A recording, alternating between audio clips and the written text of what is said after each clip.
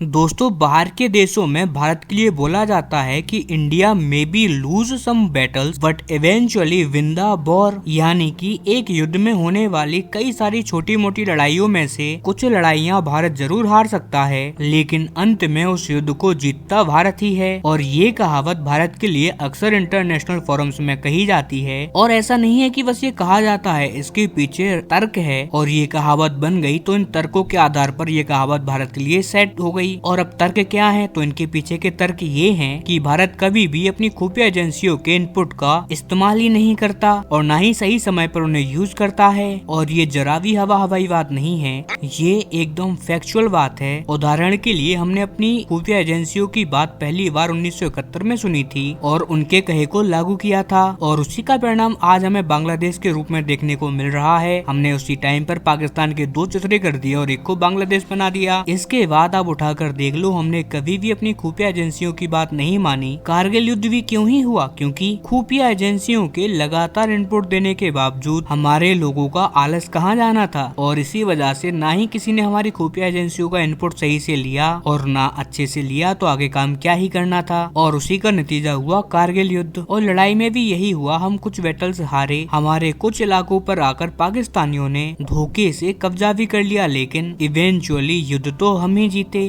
लेकिन अगर हम अपनी खुफिया एजेंसियों की बात मानते और टाइम पर उन पर रिएक्ट भी करते तो शायद इसकी कभी जरूरत ही नहीं पड़ती, युद्ध भी शायद कभी होता ही नहीं। इसके बाद फिर 2008 के टाइम पर भी मुंबई हमले की सटीक जानकारी हमारे पास थी, हमारी खुफिया एजेंसियों ने ये जानकारी हम तक पहुंचा दी थी, लेकिन वहाँ पर भी किसी ने ढंग से काम नहीं किया। यहाँ तक कि सबसे बड़ा हमारा ब्लंडर था पाकिस्तान का परमाणु बम बनाना। खुफिया एजेंटों ने बिल्कुल सही टाइम पर हमें इसका इनपुट भी दे दिया था, एकदम हर एक चीज पिन पॉइंट एक्यूरेसी के साथ हमारे पास पहुंच गई थी। लेकिन हमारे यहाँ के लोगों का क्या ही कहना, ये बात सब जानते हैं कि उन्हें सब कुछ पता था। हमारे एजेंट भी उस टाइम पर मारे गए, पाकिस्तान में हमारा पूरा खुफिया नेटवर्क उस टाइम पर तबाह हो गया था। और इन्हीं सब तथ्यों के आधार पर दुनिया भर में ये कहावत बन गई इंडिया के लिए कि इंडिया में भी lose some battle but eventually India win the war. ये बात इसीलिए हमारे लिए कही जाती है कि हम भले ही किसी भी युद्ध में हारे नहीं, लेकिन हमारे कुछ गलत फैसलों की वजह से हम कुछ छोटी मोटी बैटल्स युद्ध के अंदर की हार सकते हैं, या कहिए कि पिछड़ जाते हैं। खैर, इस बार बांग्लादेश के अंदर भी कुछ ऐसा ही देखने को मिला था। अब से कुछ महीने पहले शेख हसीना का जब तख्ता पलट हुआ तो ये हमारे लिए एक बैटल हारने जैसी बात हुई थी, क्योंकि शेख हसीना जब तक बांग्लादेश के अंदर थी तो हमारी पूरी पकड़ वहाँ पर थी, कोई भी वहाँ पर एंटी इंडिया एक्टिविटी देखने को नहीं मिली। इसीलिए शेख हसीना की बैटल हारना हमारे लिए बहुत ही ज्यादा भारी पड़ा। और इसके बाद हम लगातार बैटल हारे, कभी चीन की खुफिया एजेंसी NSS वो पहुंच गई नॉर्थ ईस्ट में बांग्लादेश के बॉर्डर के पास में, तो कभी पाकिस्तान की खुफिया एजेंसी पहुंच गई सिलीगुड़ी कॉरिडोर के पास में बांग्लादेश के अंदर। और ये हमारे लिए एक बहुत बड़ी बैटल हारने की तरह था, लेकिन अब वही हो रहा है जो भारत के बारे में कहा जाता है, और ये युद्ध भी इवेंचुअली अब भारत ही जीतने जा रहा है। दरअसल हाल ही में रिपोर्ट निकलकर सामने आई है कि बांग्लादेश में संकट के बावजूद बांग्लादेश का जो सेना प्रमुख है, आप आपकी स्क्रीन पर देखिए, जो कि वहाँ पर सबसे ताकतवर आदमी है, उसने भारत के सेना अध्यक्ष के साथ एक डायरेक्ट कांटेक्ट बिठाया और साथ ही भारत को पल पल की अपडेट दे रहा है। साथ ही ये भी कहा है कि बांग्लादेश के अंदर भारत के जितने भी एसेट्स हैं जो भारत ने ओवर द ईयर बनाए हैं, बांग्लादेश के अंदर जितनी भी अपनी जड़ें बांग्लादेश के अंदर भारत ने जमाई हैं, वो सब सेफ रहेंगे और आगे भी ये सुरक्षित रहेंगे। ये भारत को आश्वासन दिया गया है खुद बांग्लादेश के सेना प्रमुख ने। साथ ही डायरेक्ट कांटेक्ट बिठा के ये संकेत भी दिया है कि जिन लोगों को लग रहा है कि भारत बांग्लादेश की सेनाएं युद्ध करेंगी, वो बस सपने देख रहे हैं। भारत पहले भी अपनी पकड़ मजबूत बना के बैठा था और आगे भी बनाए रखेगा। शेख हसीना बस हमारे लिए एक छोटा सा एसेट थी, वो चली गई, कोई नहीं, हमारे पास दूसरा एसेट भी आ जाएगा और भारत ने इसका इंतजाम ऑलरेडी कर लिया है। दरअसल वहाँ की जो अभी की सबसे बड़ी पार्टी है आवामी लीग के अलावा, अब वो भी भारत के क्लोज आती दिखाई दे रही है। अब से पहले अगर आप देखोगे, जब शेख हसीना की सरकार बांग्लादेश में थी, तब BLP भारत के लिए सबसे ज्यादा एंटी इंडिया पार्टी हुआ करती थी, लेकिन अब हमें इनके रुख भी बदले हुए दिखाई दे रहे हैं। इवन पहली बार PM मोदी ने इन्हें, इनकी जो लीडर थी, उन्हें उनका बर्थडे विश भी किया था। अब BNP जो कि बांग्लादेश की एक मेन विपक्षी पार्टी थी, वो भारत से क्लोजनेस बना रही है, और न केवल भारत से क्लोजनेस बढ़ा रही है बल्कि चीन पाकिस्तान से ये अपनी दूरियां भी बनाती जा रही है। और इससे साबित होता है कि अब भारत अपने